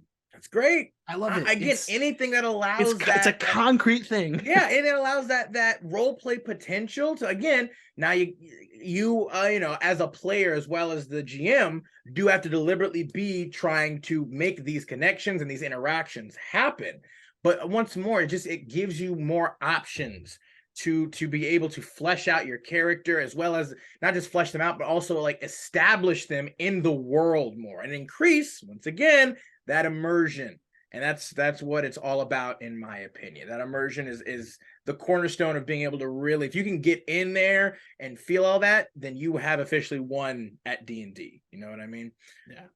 Another one that I do really like, and I guess kind of two of them, although similarly to probably like Faceless and Charlatan, it's a similar kind of thing, is Haunted One / Folk Hero. Specifically, Haunted One background is from the Curse of Strahd character options supplement. You are haunted by something so terrible that you dare not speak of it. You've tried to bury it and run away from it to no avail. Whatever this thing is that haunts you can't be slain with a sword or banished with a spell. It might come to you as a shadow on the wall, a blood-curdling nightmare. a memory that refuses to die, or a demonic whisper in the dark. The burden has taken its toll, isolating you from most people and making you question your sanity. You must find a way to overcome it before it destroys you. Now, this is a pretty powerful one because, like, a lot of the ones that we've shown you already, and there are tons of them that do also have the same thing, but this particular background gives you an option to choose 2 skill proficiencies among 4 overall, not just automatically giving you 2. You can choose from among Arcana, Investigation, Religion, or Survival for this background, all of which are very good skills for you to have, especially depending on what you're doing, especially if you're doing like a Curse of Strahd campaign or whatever else, like Arcana, Investigation, Religion, Survival, all great. You also get the choice of 2 languages, one of which must be Abyssal, Celestial, Deep Speech, Draconic, Infernal, Primordial, Sylvan, or Undercommon. Like that's crazy. One of them has to be just that, and then you can make one of them anything else that you want it to be. But like even having all of that, like this gives you so much diversity and flexibility with how you kind of want to do it. So a person with this particular background could be completely different from another person with the same exact background. You know what I mean? Your equipment. You got a Monster Hunters pack containing a chest, a crowbar, a hammer, 3 wooden stakes, a holy symbol, a flask of holy water, a set of manacles, a steel mirror, a flask of oil, a tinderbox, and 3 torches. Whew, that's a lot, even just baseline. On top of the fact, you get 1 trinket of special significance. Choose one or roll on the horror trinkets table after this background, and a set of common clothes and 1 silver piece. Like, that's just like, good Lord. So you have already. one, you just don't have any money, but you have all the equipment you need. And then again, to be fair, it's like at the start when you first get a background, it's like you're gonna get more money anyway. You know what I mean? Like the money that you probably get for most of your background isn't gonna be like it's like 15 big. gold. Yeah, it's like 15. I think Noble gets like 50. Well, I think Noble gets like 20, maybe like 50 or something like that. Everyone but else like, gets like 15 to 20, and then you get a couple that get like, I mean, I don't even think like most of them don't even get 20. I think it's just 15 highest, except for like Noble. So it's like, even like 1 silver piece, you're like, you don't really need that. You probably make some more anyway, or you just be able with survival to get your own food and stuff, you know. Yeah. But anyway, the feature of Heart of Darkness is pretty funny, hilarious too. Those who look into your eyes can see that you have faced unimaginable horror and that you are no stranger to darkness. Excuse me. Though they might fear you, commoners will extend you every courtesy and do their utmost to help you. Unless you have shown yourself to be a danger to them, they will even take up arms to fight alongside you should you find yourself facing an enemy alone. Like, that's freaking hilarious. And that's very similar in flavor to the folk hero as well, who essentially, like, you know, in any kind of like, you come from a humble social rank, but you're destined for so much more. Already the people of your home village regard you as their champion, and your destiny calls you to stand against the tyrants and monsters that threaten the common folk everywhere. And basically it's like the folk hero has rustic hospitality for their feature. It's very similar. Since you come from the ranks of the common folk, you fit in among them with ease. You can find a place to hide, rest, or recuperate among other commoners. Unless you have shown yourself to be a danger to them, they will shield you from the law or anyone else searching for you, though they will not risk their lives for you. So like both of these, it's like 2 sides of the same coin. Yeah, literally. You know, it's like, you know, folk hero is obviously you're the light version where you're just like, I'm the, you know, the arbiter of kind of justice and defense against the common man. And Haunted One is like, I've been through some horrible, terrible stuff. And as long as I'm not a danger to anybody, like they see that and they have empathy for me. And so even both of these like have great roleplay potential for them as well, where you're just interacting again, no matter where you are, just with common people, you just interact with them. They can see and have those moments of empathy and connection with your character, even just from that, which can establish it wherever you are. And then obviously with Haunted One, you get just a metric buttload of extra equipment and stuff that you just have on you now. Because essentially, it's supposed to be from the flavor of like you're a monster hunter, like the same thing if you have like a, or you're just a blood hunter, you know what I mean? Or you're just paranoid. That too, or you're always on the move. Because it does specifically say you have a monster hunter's pack. So obviously it's like, you know, you have like a flask of holy water, all that. Like you are clear 3 stakes, you know, you're clearly like, you know, you have seen darkness and you are ready to kill it. I think my favorite way to look at that is, depending on how you play it. Obviously, you can play a monster hunter. You can play someone who has it together. My favorite way to play this would be someone who's terrified of what could happen. Yeah. So basically did some research all and found of the defenses. Just found it's like like those conspiracy theorists who are like, they have like the tinfoil hat and the weird liquids and all this stuff. Yeah. And so You got like for garlic, me, like a garlic necklace around. yeah, that's kind of how I look at it, is like, you're a normal person that one day something bad happened to you and you're like, okay, what are all of the weird folksy things that people say ward off evil? And I have like one of each of these things in my pack. Yeah. And that's kind of how I look at it. But it's a great, because there's so many options for that. Like, I want to use that as a background for a warlock, where the thing they're terrified of is also the thing Their that's giving them patron. power. I was gonna say their patron. Yeah, absolutely. Like, You you can't- can't. But every time you get visited, you're now more powerful, but you're just still just as scared. Yeah. Would be my favorite thing. Is You like, literally like you fire off you're Eldritch Blast in fear. You're like, I love it. It's a great background. And fate and folk hero is kind of the complete opposite in terms of like light to dark, but yeah, it's one of those things of like, you're just a normal person who happened to one day do something heroic. Yeah, and now you got a bout of like an inspiration, and now there's there's an expectation for you. Yeah, well, because it's also like, the people around you are also like, hey, yeah, we're gonna lift you up to help you as well. It's like You're grassroots hero. It's the great, like comet rising to the levels of the king, right? It's like you literally were like the baseline. You were among everybody, and for whatever reason, you stood out from the crowd, and now you're a man or a woman of the people, and you're gonna represent them, and you're gonna do great things, and they're there to support and help with that, and that's great. That literally folk hero sense of community is a wonderful aspect that you can apply again, and it doesn't say like it has to just be your hometown. It's like any commoners, they just recognize that, hey, you guys are kind of similar. You've been through a lot of the same hardships. Again, that empathy, that capacity for empathy is so great. Another one that I really do like, that I put on I actually put on a ranger that I made, is Urban Bounty Hunter from Sword Coast Adventurers Guide. I love this one. I love Urban Bounty Hunter. I was like, bro, I want something that is exactly like this, and it kind of pops like, dude, perfect. Before you became an adventurer, your life was already full of conflict and excitement because you made a living tracking down people for pay. See, he's a hunter, but he's a hunter of people. Unlike some people who collect bounties, though, you aren't a savage who follows quarry into or through the wilderness. I mean, as a ranger, he could. You're involved in a lucrative trade in the place where you live that routinely tests your skills and survival instincts. What's more, you aren't alone. As a bounty hunter in the wild would be, you routinely interact with both the criminal subculture and other bounty hunters, maintaining contacts in both areas to help you succeed. You might be a cunning thief catcher, prowling the rooftops to catch one of the myriad burglars of the city. Perhaps you are someone who has your ear to the street, aware of the doings of thieves' guilds and street gangs. You might be a velvet mask bounty hunter, one who blends in with high society and noble circles in order to catch the criminals that prey on the rich, whether pickpockets or con artists. The community where you plied your trade might have been one of Faerun's great metropolises, such as Waterdeep or Baldur's Gate, or a less populous location, perhaps Luskan or Yartar. Any place that's large enough to have a steady supply of potential quarries. As a member of an adventuring party, you might find it more difficult to pursue a personal agenda that doesn't fit with the group's objectives.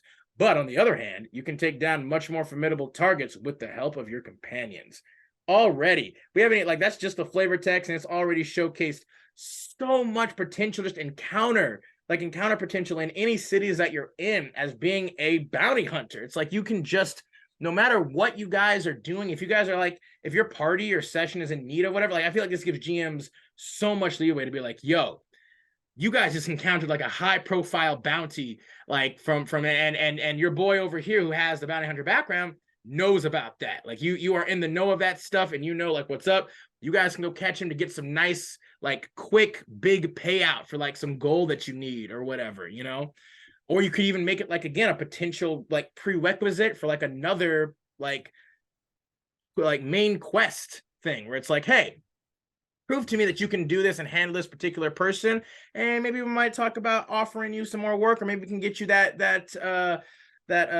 audience with like, a nobleman or whatever. If you can choose, if you can show your capacity to get stuff done, your skill proficiencies, you get to choose 2 from among deception, insight, persuasion, and stealth. All great.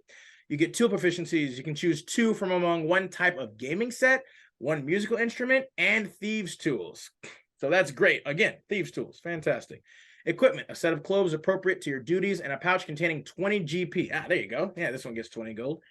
And your feature is ear to the ground. You are in frequent contact with people in the segment of society that your chosen quarries move through. These people might be associated with the criminal underworld, the rough and tumble folk of the streets, or members of high society. This connection comes in the form of a contact in any city you visit, a person who provides information about the people and places of the local area.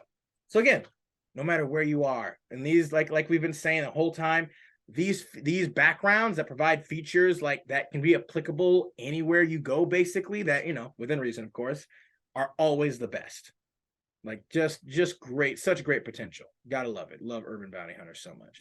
I really want to play this ranger so badly. He's a literal goblin ranger that I'm just like, dude, he gets bounties and like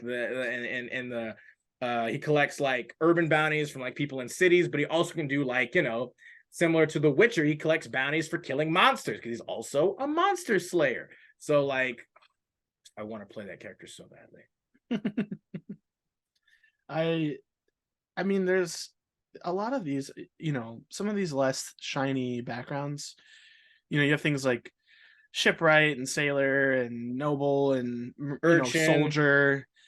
They might not, and we don't have to talk about all of them specifically, but I think we're going over some of the ones that are our favorite, and some of these have some like really big like things that happen in your past. There is nothing wrong with just having a job that you used to do. That's the point of this backgrounds thing that we're doing, is that you have to start somewhere. And so you start with this stencil, and then you're like, well, why did things change for you? Is kind of the one question that we said at the beginning when it was talking about backgrounds in general. Yeah. Why did things change is kind of the most important part of this, going from your background to what you do now. Why you're in an adventuring party, why you're an adventurer. Because I think there's one mistake that people make way too often. Build a character that wants to adventure. There has to be a reason. You can't just one day be like, oh, now I'm here, because that's not fun for anyone else at the table. Yeah, I mean, that also leads to another caveat of like, you know, I think you and I, Sam, both agree, like, I feel like it's kind of a sour taste to basically just you choose a background purely for the feature that you get from it, or maybe even purely from like, you know, the proficiencies, or just, again, purely from a mechanical point of view. Like, it's like that leads kind of back into the whole sense of like kind of being a bit like not cool about it. I mean, you can do that. I mean, you can do that, but you can start there. Sure. You can start saying, hey, I want a character that's good at do this stuff.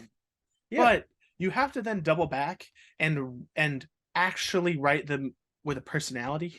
Yeah, I mean, I do that, actually. This is something that like a lot of people who I play with, they don't like the way I build characters, because it doesn't make sense to them. What I do is I look at class, race, subclass, and background, and I look at what do I want my character to be good at, and what do I want them to be not so good at, and then I write the backstory, and then I tie it into the background, and then I go from there. So my character might start out as numbers on a paper. By the time I'm done with the character, they have a personality and a reason, and I make good characters. Yeah. But I start from a numbers standpoint, whereas most people start from an idea standpoint.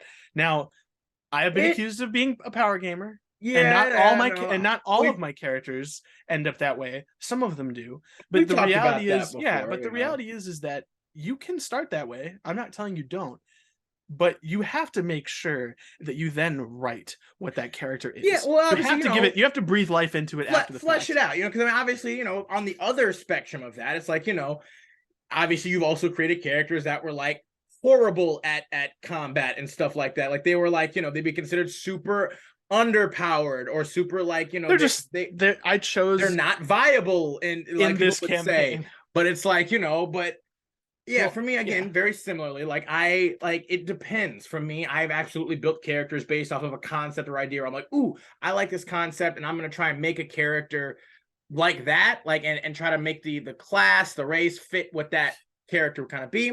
Alternatively, I've also done it like the way you said, and I've been like, I want to play this specific class because I like this subclass or I like the features or whatever. and then I'm going to build, the rest of who this person is around that, or from that, rather, not even around that, but just from that. But there's nothing wrong with being enticed by what proficiencies you can get. Absolutely not. There's nothing wrong with that at all, because again, it should be all about who you want to play. But I guess what we want to maybe try to convey and instill is like, it just like in real life, you should never make just like one aspect or one thing your entire personality. Be multidimensional as you can be, of course. Again, it's not to say that you need to be forced to, again, for people who are maybe a little bit more reserved or shy, to like, be like, hey, you need to pick, entertainer, or you can't pick, charlatan or heart of darkness, to basically give you a reason to not role play, right? No. Or to be like the edgelord in the corner who doesn't say anything to anybody because you have Heart of Darkness and you've seen all this stuff, and so like you don't need to talk to anybody. It's like, no, that still gives you an opportunity to connect, like we said before. I think I can give an example, and this is a very personal one, is the fact that when I started playing D&D, I did not. I wasn't the most social. I was very awkward, especially in big groups. I hated being in big groups. And when we first started playing D&D, we were it was like 8 or 9 of us. So it was a larger table. Same. I've been in one of those before. And so it pared down as we played longer. People had to leave, or like it wasn't for them, that kind of thing. Same. But my first character was a Outlander Dragonborn barbarian. And I made him a Dragonborn. I made it so his people had been killed by a dragon. That's why he was there at all, fighting dragons, because we were all introduced as it was like part of the Tyranny of Dragons. Yeah, absolutely. It was, I think, Gem of the Dragon Horde. So terrible introduction. It's not like you're all just there. Yeah. That was like the whole thing. You're there. And so you had, my character at first was like very one-dimensional. Sure. He liked hitting things and he wanted to kill dragons, and that was his thing. And the longer we played the characters, and this is something I want to say for people who are looking to get into D&D, or maybe those who are more naturally awkward or reserved and aren't as familiar with role-playing, is you can start with an idea for a character, and as you play that character, do what comes natural to you, because those things become flaws. They become personality traits. You don't have to start with all that filled out. In fact, I don't have a single character on my D&D Beyond character sheets that has any of those things actually filled out. I fill out alignment and like the looks and things, but flaws, bonds, and things, I don't fill any of those out, because I write a backstory and those things come naturally as we play, because you can't know that all of those things are there. My favorite thing is like you have like one bond or one flaw or one personality trait that you want to stick to, but a lot of those things are going to change. They absolutely will. And it's okay at least, if you do it well. And it's okay if, like, say you're like, well, I want to be a soldier. That's my background. But then something happens where you're like, well, I want to change this slightly or tweak this slightly. And you talk to your DM and you're like, I like this part, but I want something more out of this. Well, now all of a sudden you get opportunities to kind of flesh that out in a new way that's separate from necessarily what your background says. And there's also now with the customized backgrounds, which we haven't really gotten into at all, but I don't think we really need to, because it's kind of to your DM's discretion. And it's pretty self-explanatory, really. Like you just make whatever. But say you like the soldier background, but you don't like one of the proficiencies. You think, well, I have this story and it doesn't apply to me. Talk to your DM and customize it. Like with everything else we've talked about, feats, subclasses, items, abilities, whatever, all of those things can be changed based on the table that you're can be augmented as you need for whatever you feel fits you best. Again, you're in a collaborative story. You're not the only character, and what you do can influence the world around you if your DM is a decent DM. If you have a terrible DM that rules as written and doesn't want to include your character in anything except what numbers you roll on a dice, then you're kind of shit out of luck, and I suggest that maybe you look for a different group, unless you like the beer and pretzel style. Unless you just want to play again like a just straight up a numbers RPG. Crawl. Yeah, that's okay. If you just want to play like a hack and slash looter, shoot 'em, whatever, okay, that's perfectly fine. Everybody can play the game however they want to play it, and there's not necessarily a wrong or right way to play it. You know what I mean? But if you're listening to us kind of describe how we want things to go and what we like and what we don't like, and you're kind of agreeing and nodding your head, I would look for maybe like-minded people that are more they want the role play to be a bigger section of it, because if I didn't role play in D&D, I don't think it would have stayed something that I liked as much as it has. Those first couple sessions, when I first, rolled a character and had a character sheet app on my phone and had all the books in my backpack every time we came to play. If role play didn't become something that was important as we kept playing, this wouldn't be a game that I played. I just play video games all the time and never play D&D. I mean, that's I how wouldn't be feel here about it talking with too. you about it, is essentially what I mean. And like backgrounds and things like that is a major reason, that runs into role play. And you've listened to us So much. rant on about like, oh, we want to use this with this character and do this. That comes from the fact that both of us love that aspect of it. And not everybody's going to feel the same way, whether it's because you're new to it, whether it's because you're nervous. I implore you, please do your best to like try to get over that nervousness. And even if it's still there, that's fine. Hey, nervousness is a great character trait if you do it well. You can apply And it great. if it's genuine, it's a Even good character better. trait.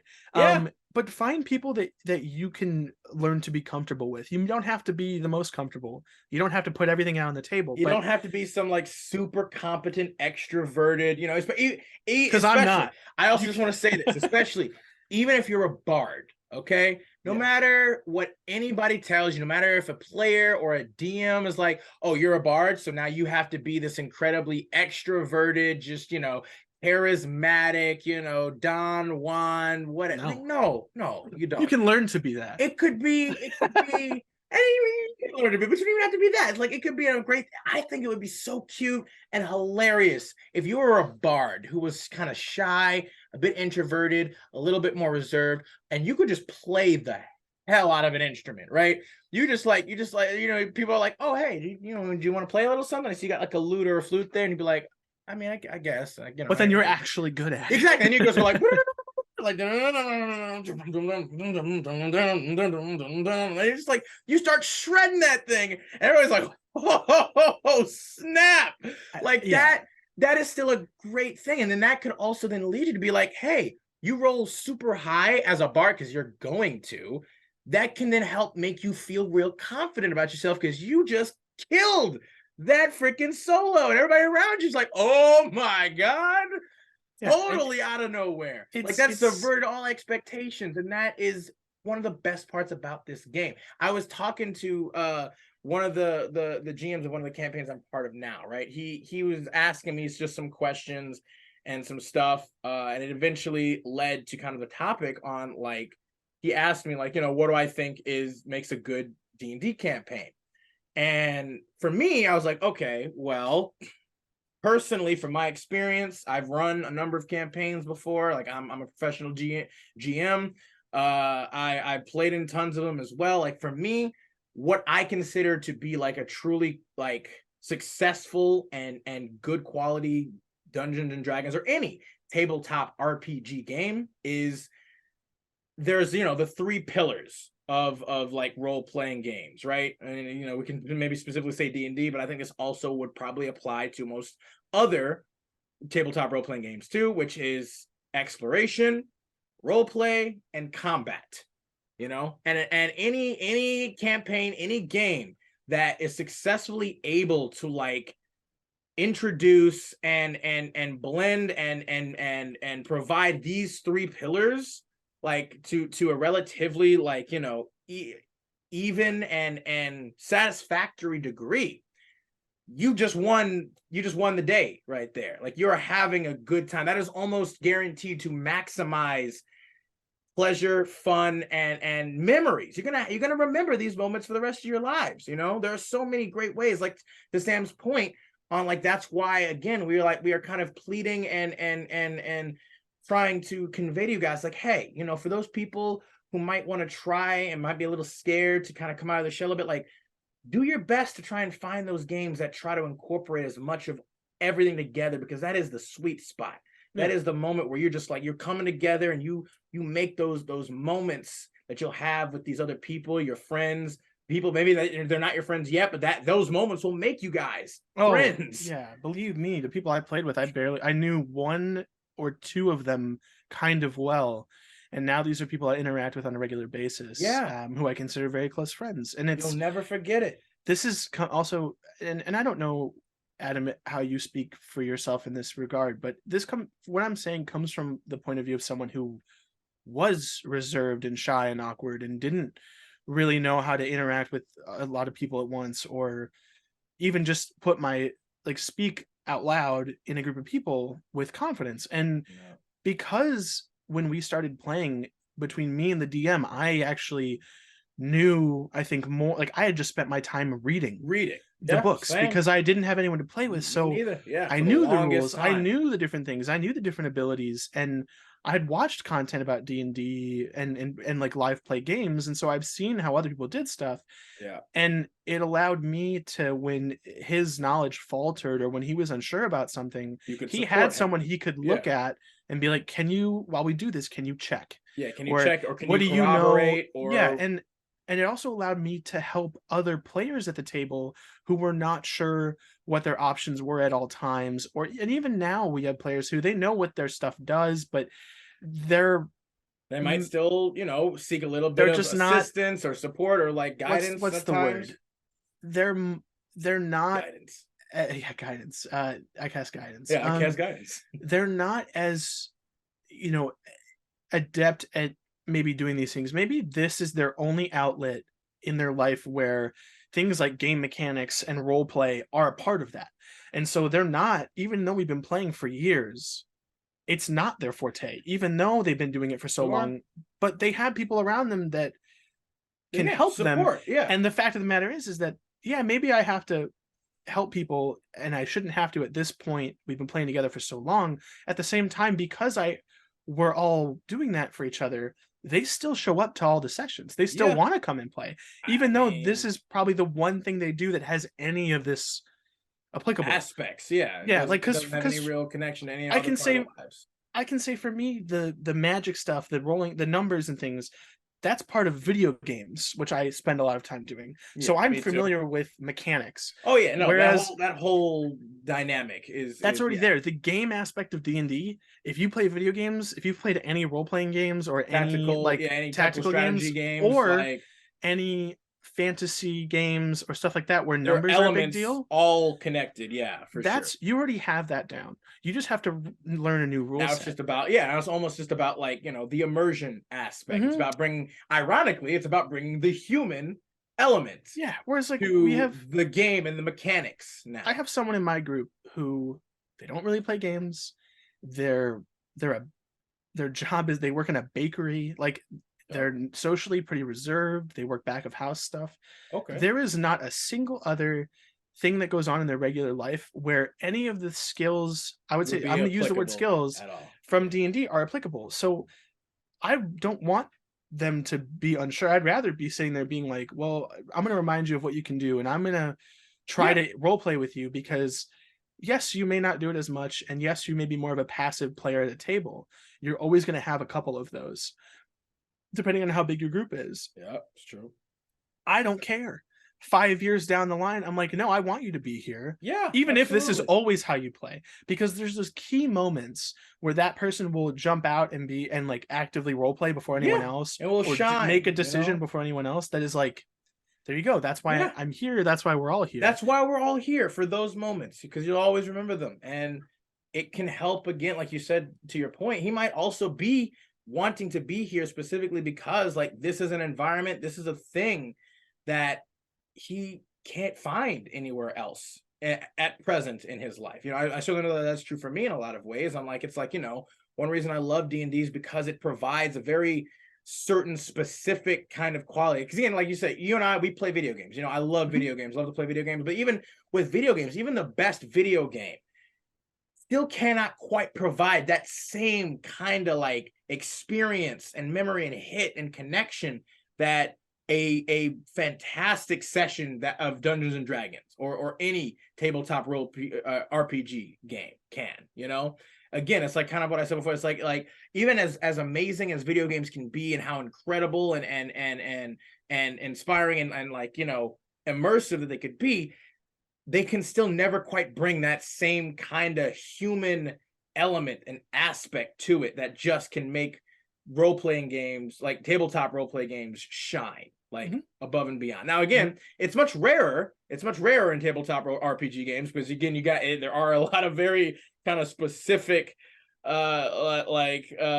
boxes that need to be kind of checked and hit in order to really provide those kinds of experiences. But again, like, if you find the right people, if you find that right game, like, oh my God, like it'll be something unlike anything else that you've ever experienced and will have, like, at any other point.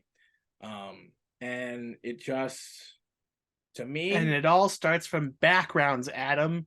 all starts from back, bring it all full circle. No. It's all about where you were before to where you are right now. There you go. We did it. Background, full circle. Oh boy. Yeah, you know. That's that's pretty perfect. I gotta be honest. Yeah. I I don't know. That's about all we can. I don't think we that's- can top that. Like that. I don't think so.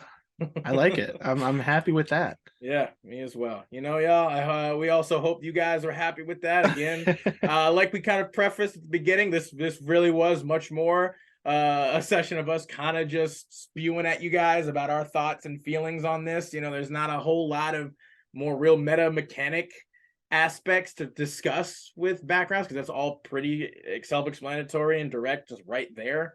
But overall, in a nutshell, yeah, that is what me and Sam feel, kind of what backgrounds can provide, and why we hope that more games, more campaigns, if they're not, you know, more GMs, more players, to please do your best to incorporate, like actively incorporate backgrounds, like every aspect of it, from the role play to the mechanics. You know, it can provide you with much more opportunities and diverse, you know, multi-dimensional moments in your games. Yeah, and that's players and GMs. You all have to work to do this. And it specifically promotes cooperation and active cooperation and connection and interaction between not just, you know, players, but players and DMs. You know, this shows, like, if you guys really care, this is the great way to do it. Implement your backgrounds. If you really want to have a great time, this shows that you both really do care about this game and about everybody's experience, and, you know, just makes everything feel more real, more like you get know, that immersion. And we'll always say it, all about immersion. That immersion. But yeah, y'all, thank you guys so much for tuning in. Thank you. We appreciate it. Hopefully you guys stayed till the end, because we had some really emotional, like, wonderful moments. There, yeah, that was like a D&D game right there. See, we hope you all enjoyed. Go ahead and check out some of the other videos as well if you haven't already. We reference a lot of this stuff back in the old back ones and forth too. Yeah, all the time. We appreciate the support. Thank y'all so much, and hopefully we'll see you guys in the next one. Bye now.